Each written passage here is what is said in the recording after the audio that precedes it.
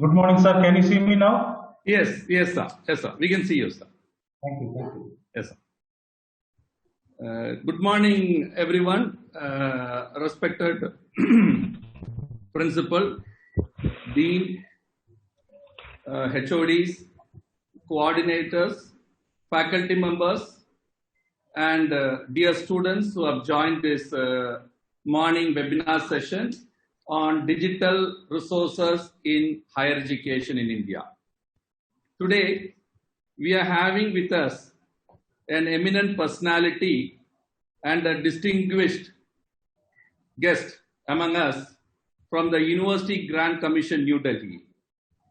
Dr. N. Gopakumar, sir, is a Joint Secretary in the University Grant Commission, New Delhi, and he is in charge of the digital resources in higher education in India. So we have got a very right person to talk to our students and faculty members the importance of digital resources in higher education and how it is going to have an impact in your education. As all of you know today, during this COVID-19, throughout India, not only throughout India, throughout the world, education, both at the school education and at the higher education, is being conducted through online. Even today, you have got the nursery school students who would have never thought of attending the classes through the online mode are attending classes through online. We have been fortunate enough at AJK College of Arts and Science, since we were already in the digital mode before this COVID-19 came, we had all the facilities and resources available with us for the digital resources. You also are aware that we are having our own learning management system in our college, which is 100% free, 100% safe, and it is 100% useful to the students for learning during this period. I would also like to thank the University Grant Commission Chairman Sir, DP Singh Sir, the Secretary of the University Grant Commission, and all other officials who have given the best to higher education during this COVID-19. In fact, for the past few years, after this present chairman has taken over the reins of the University Grant Commission, there were a lot of changes in the higher education, right from the accreditation policy to the teaching pedagogy, the evaluation, improvement of quality in higher education, and the list is endless. He has taken a lot of effort to bring the higher education on par with the international standards.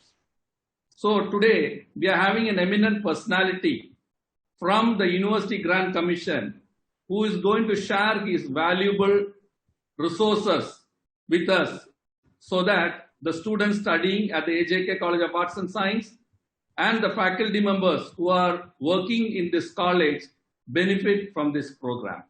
I thank you, sir, for accepting our invitation to share your thoughts through the webinar session.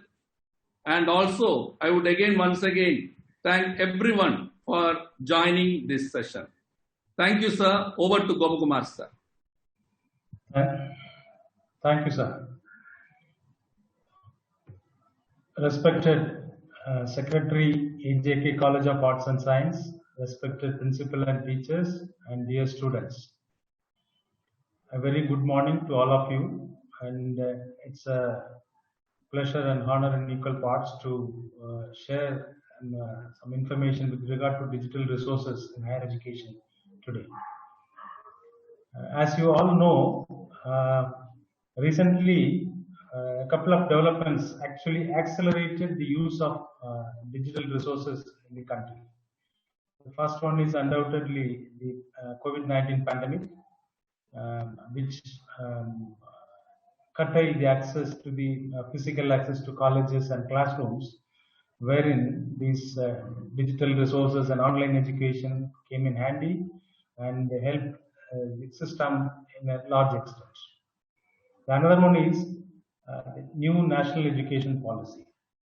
Many of the recommendations in the policy document is actually in a way promotes this online education and digital resources. So today we'll just see how these digital resources are inseparable in these two developments, especially in the new national education policy. So with you, I have some with you to share. I have some slides also PPT. So I would request the slides, the PPT to be kindly shared. First slide, sir. So can you hear me, sir? Yes, sir, we can hear you, sir. We'll be sharing the slides, sir. Yeah.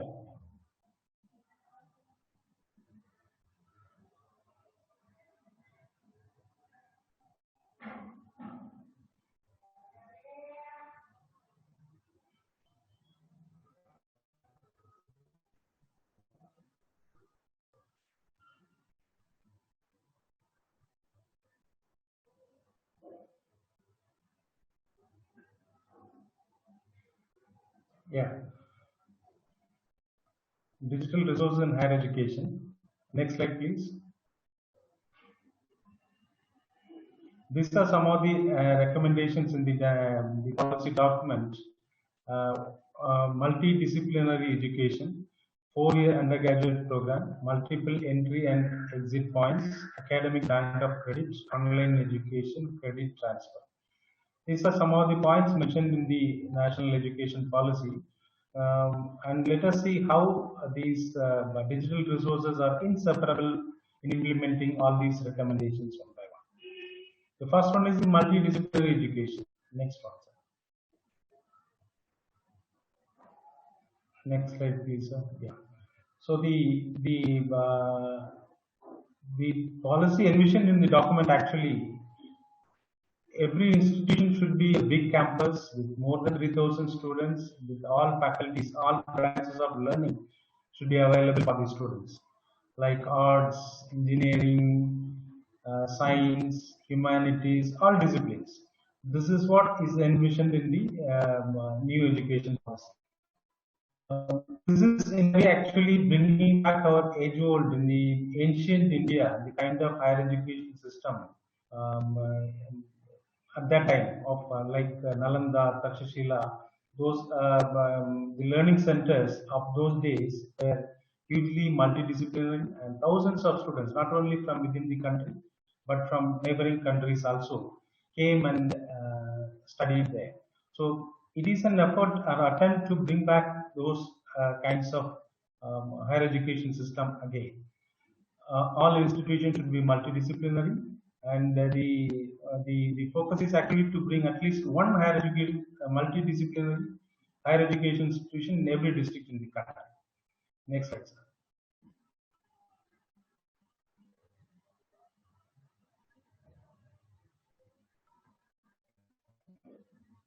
The next one is actually 4-year undergraduate program.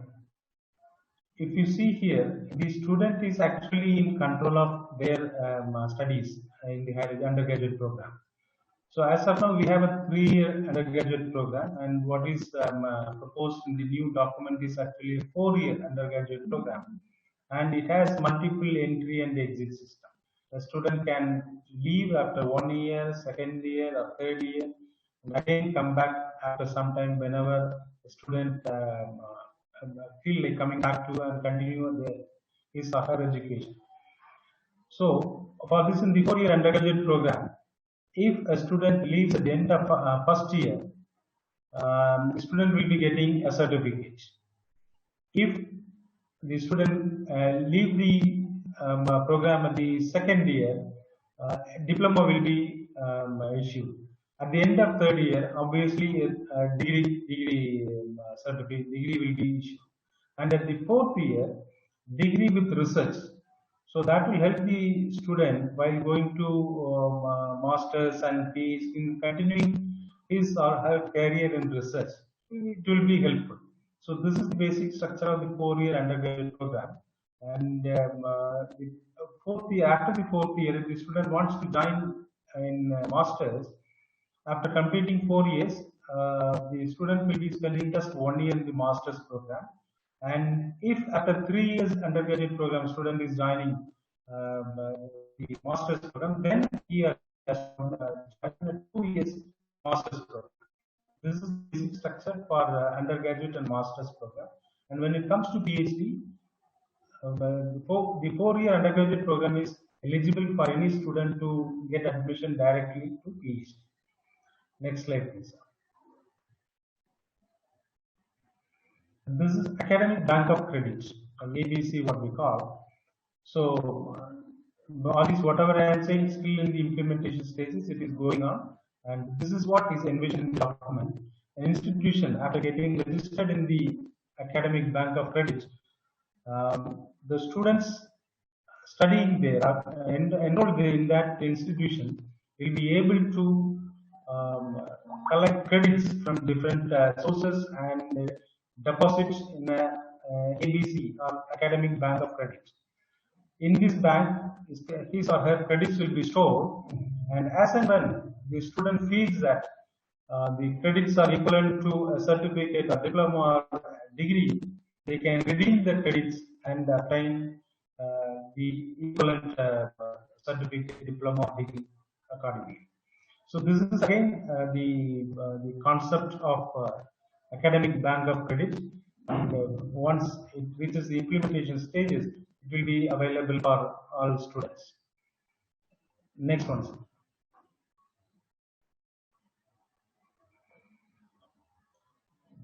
So, as we see, the 4-year undergraduate program, multiple entry and exit, and the Academic Bank of Credit, and all these recommendations, this digital education and online education is going to play a very big role. Because if you see the Academic Bank of Credit, a student, the concept is as of now, it is like 50% of the credits can be obtained from the institution where the student is enrolled, whereas the rest of the 50% of the credits can be obtained from any other institution through online. So, and the second thing is these 50% of these credits going to come from this courses, online courses, will be stored in the academic that bank and will be redeemed as and when the student feels all right. Second, yeah. Now this is the coming to the digital resources of the country. Sometime back, National Mission on Education through Information Communication Technology (NMEICT). This was launched in the ministry, and many government agencies became part of this mission, and UGC also joined in the and developed EPG Padashala through this NMEICT, and many other similar agencies and the IITs, etc. They have also joined and participated in this program through many such programs like National Digital Library, Vidwan, E-Yantra, OC, IRINS, Virtual Labs, etc. Next one, sir.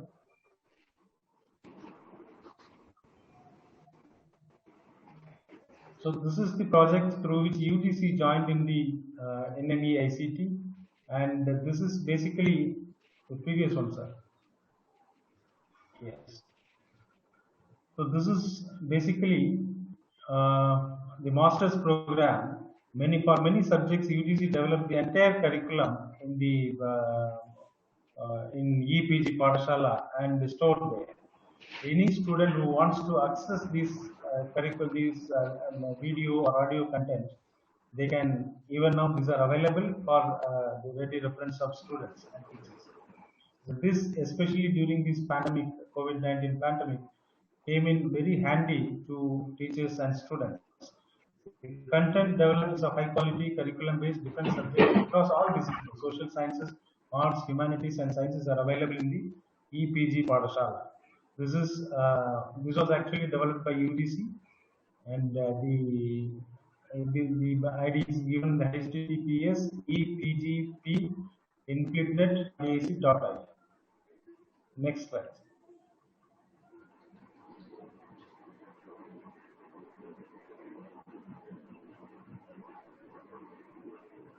Next, please, sir. Yeah. So, under this EPG Padashala, so far UGC has developed e-content in 70 subjects, and in most of the subjects, all the entire papers it has covered. So, a student parallelly, while enrolled in any institution, parallelly for any reference of any paper, they can refer this EPG Padashala. It's available only for PG so far. And UG, for UG, the CEC, they have developed this e-content for undergraduate programs also. It is actually similar to the SWAYAM structure, 4-quadrant approach. Each module comprises of e-text, self-learning, self-assessment, and learn more. Next slide.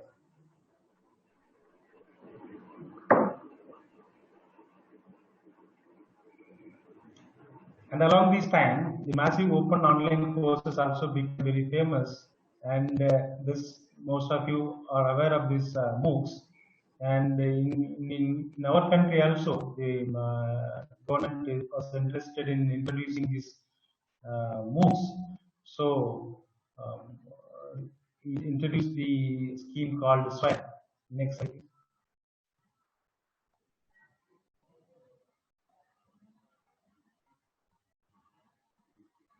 Yeah, SWAYAM. It is a free online education portal being managed by the ministry, and the full form SWAYAM is actually next one, please.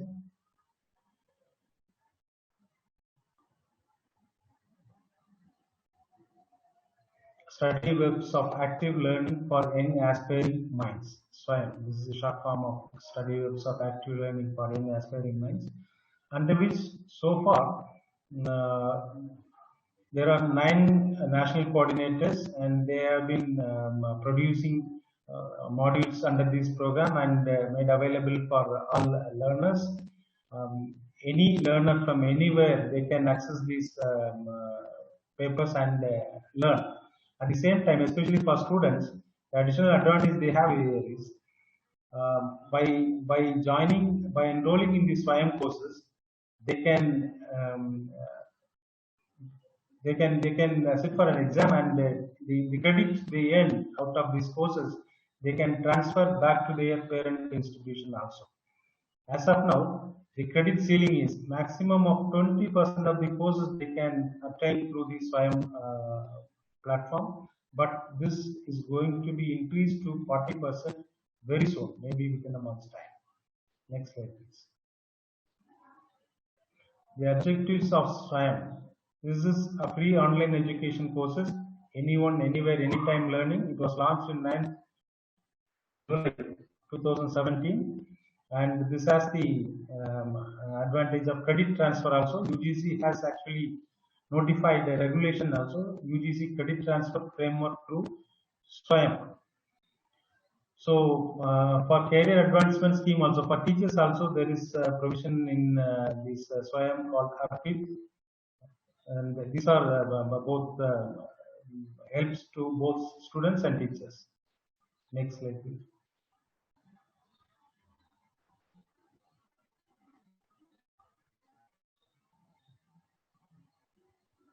In compliance to that international standards of MOOCs, the SWAYAM courses are also come in 4 quadrants. The first one is the high quality video lectures and multimedia instructions, and e-content, self-instructional material, discussion forum, and task assignments.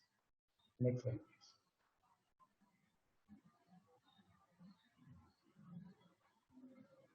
And UGC is also maintaining parallelly another MOOC portal. Previous one, sir. Yeah, UGC MOOC portal.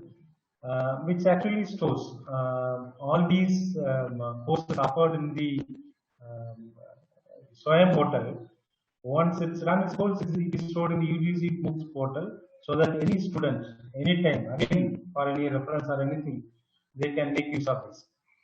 These SWAYAM courses, as I told you, is 40% of the credits. As of now, it is only 20%. It will be increased to 40%, and that credits can be transferred to the parent institution so that it will be considered in the final mark list and for the award of degree also.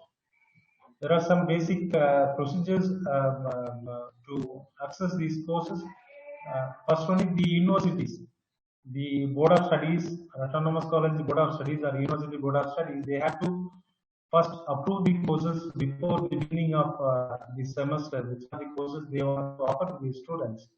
And once it is this Board of Studies approved, then those courses will be made available to the students through the SWAYAM portal. And as of now, in the UGC MOOCs portal, there are 220 UG courses and 120 PG courses are currently available in the UGC MOOCs portal. Next one, sir.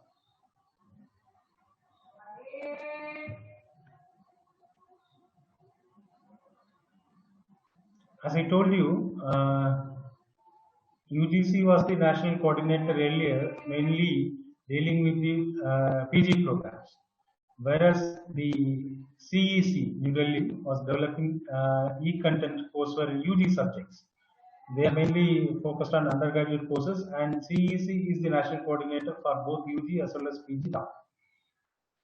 Students, faculty, and lifelong learners can avail the benefits of these UG and PG courses from these SWAYAM portal. Next one, sir.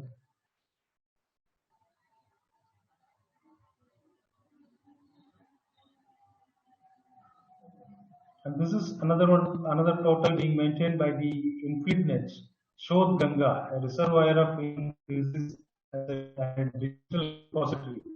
It contains more than 60,000 PhD theses stored in electronic version, both theses and dissertations. And the Shodh Ganga provides a platform for research students to PhD thesis and make it available to the entire scholarly community, complete access. The repository has the ability to capture, index, store, and preserve thesis, electronic thesis and dissertations submitted by the researchers. Next one, sir.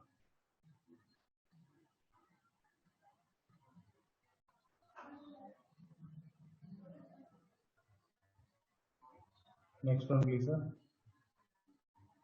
And again, this is another portal being maintained by the InfluidNet, Shodh Sindhu. It provides access to more than 50,000 core and specific journals, and the number of bibliographic, citation, and factual differences. This is also available.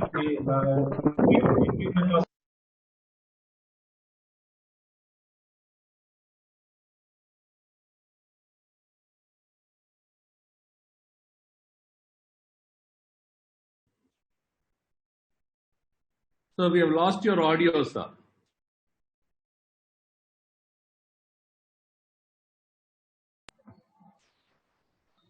Sir, now can you hear me?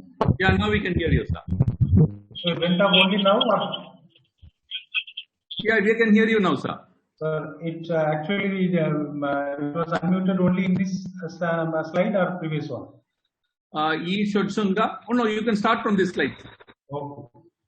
So E-Shodh Sindhu is actually a repository of journals and books.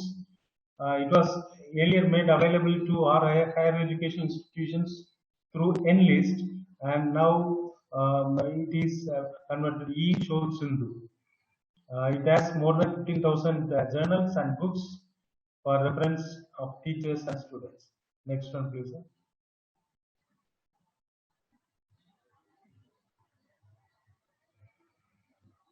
And this is Swayamprabha, another number of DTH channels being run by the CEC New Delhi for the benefit of students. Most of the Swayam courses offered in the online way are being stored, and it is available in Doordarshan and some specific private channels also, so that students can watch and learn leisurely whenever they find time. So there are nearly 36 or 38 channels under the Swayam Prabha for the benefit of students. So as you see, all these channels, Swayam Prabha, Swayam, and all these are going to play in a very big way in those recommendations I mentioned in the beginning of my talk, like multiple entry exit, academic credit, multidisciplinary education, and all. And then multidisciplinary education, if you see, the recommendation says actually there are nearly 35 to 40% of institutions as of now are single stream institutions. So how to convert these single stream institutions into multidisciplinary? So the solution given in the document are like by adding more departments or being part of a higher education cluster or becoming a part of a university as constituent college, like many are there. So there is another possibility that online education can also play a role in building these institutions multidisciplinary. So once 40% of the Swayam courses, that regulation is under process now. Once it is notified, nearly 40% of the credits courses a student can obtain from these Swayam through the Swayam portal. So these resources are going to play a big role in fulfilling these recommendations of the new policy document. Next slide, sir. So these are the few developments happening in these digital resources and online education, which I wanted to share with you all. If you have any clarification, I would be happy to.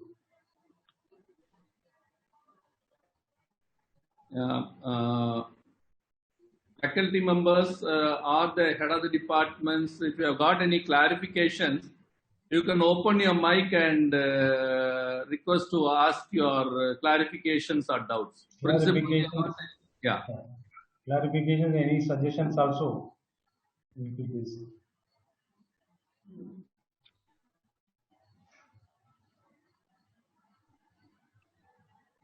Dr. Pratibha, you have any clarifications? Sir, yeah. Yes, sir. Sir, good morning, sir. Good morning, sir. I'm Dr. K. Pratibha, Dean of Computer Science at AJK. Good morning, madam. Please go ahead. Sir, how about funding for MOOC courses when created by Arts and Science Colleges staff, UGC to 2FLB authorized colleges, sir? Like I'm asking, normally when we apply for funds, we feel that we got only minimal response for funding proposals and other things, sir. We always have this thing. However, quality project reports we write, we feel that the proper importance is not given to affiliated colleges, sir. How about funding for MOOC courses creation, sir, when we write a proposal? Yeah, madam, if you see that recently UGC and CEC have invited expression of interest for various subjects, undergraduate program. Yes, sir. And very soon we will be inviting in other science subjects also. It is Okay, open to all. It is open to all, and you have to submit to CEC in that portal. And if selected, financial assistance will be there. Sir, on what parameters the courses are being weighed? Like based on the quality, and what parameters they are weighing the proposals, sir, for MOOC courses creation? Based on quality only. Okay, sir, fine. Yeah. Okay, sir, thank you. Thank you.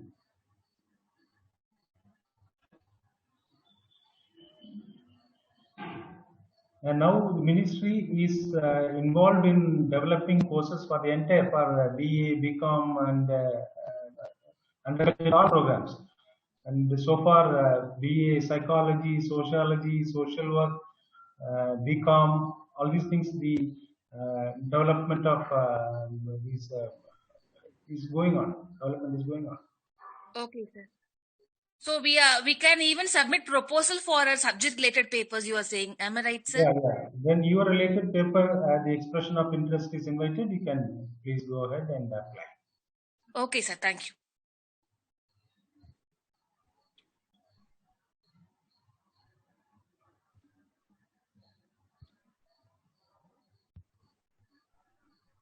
Any more questions from the faculty members or students?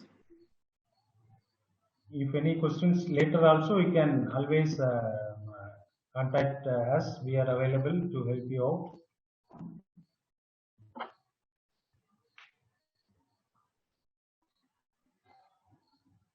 I would request, sir, thank you very much, sir, for your time, and it was very, very informative session. And yeah, in our college, we have made SWAYAM almost compulsory for our students, SWAYAM or NPTEL. Last year, we had around 1,000 plus students who have been registered in SWAYAM and NPTEL, sir. This year also, we have started the process of registration. But I was told that SWAYAM portal is not open for this year's still registration. Is it right, Yeah, sir? yes, yes, yes. When would be that opening, sir? Soon we will be doing soon. So that's what I was told by the principal and the faculty members, that still the SWAYAM portal is not open for this year. So once we open, we are insisting on the students to register for online courses so that they get an extra credit out of it, sir. Principal, sir, if you have got any questions, you can ask, or we can propose a vote of thanks.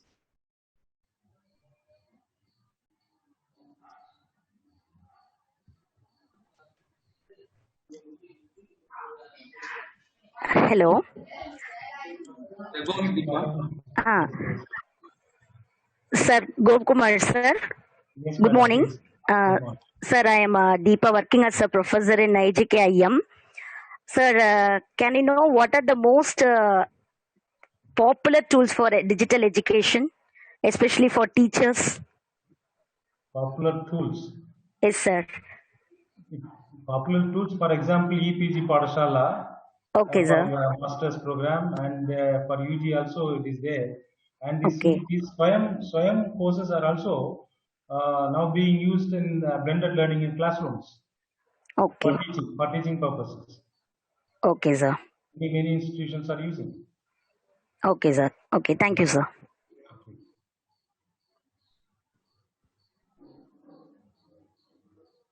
Sir, this is Pratibha here, sir, again.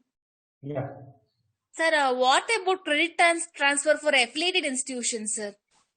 Suppose if you are taking a credit course in MOOC or SWAYAM, like Yeah. what about the case in affiliated colleges?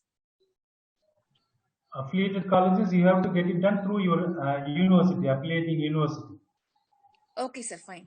Yeah. Like we have to write a letter to the university asking for credit transfer. Because universities, you'll be having a SWAYAM coordinator.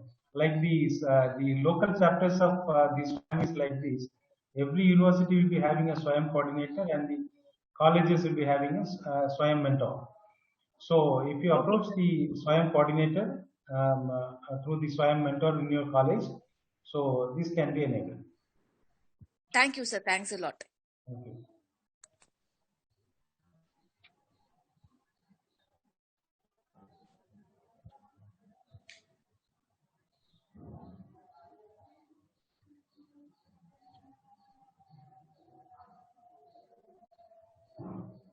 Satish, sir, you can go ahead with the vote of thanks.